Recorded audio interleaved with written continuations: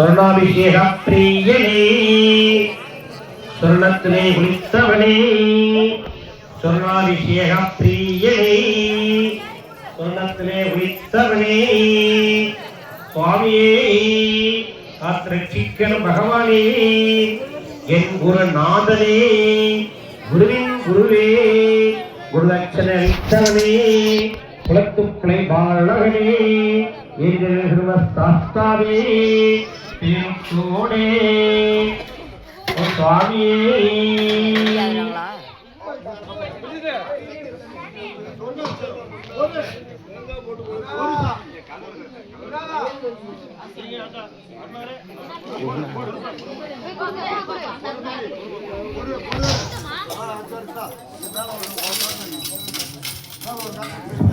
சொர்ணாபிஷேகம் இறைவனுக்கு ஏன் எதற்காக சொர்ணாபிஷேகம் பண்றோம்?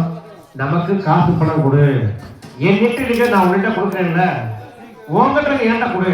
இப்ப நம்ம கிட்ட இருக்கிறது கடுகளவு, நம்மகிட்ட செல்வம் எவ்வளவு? கடுகளவு. ஆனா செல்வத்துல ஒரு விஷயம் தெரியுங்களா, என்றைக்குமே பணம் ஒரு தடவை தங்காது.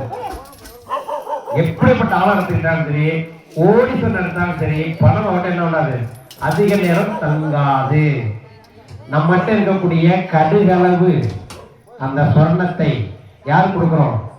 இறைவனுக்காக நாம் அர்ப்பணம் பண்ணும் பொழுது இறைவன் இருக்கிற இமயமலை அளவு இருக்கக்கூடிய சொர்ணத்தில் ஒரு கால்வாசியா நமக்கு கொடுப்பாரு. கொடுத்த நம்ம கஷ்டங்கள் செய்யறோம்.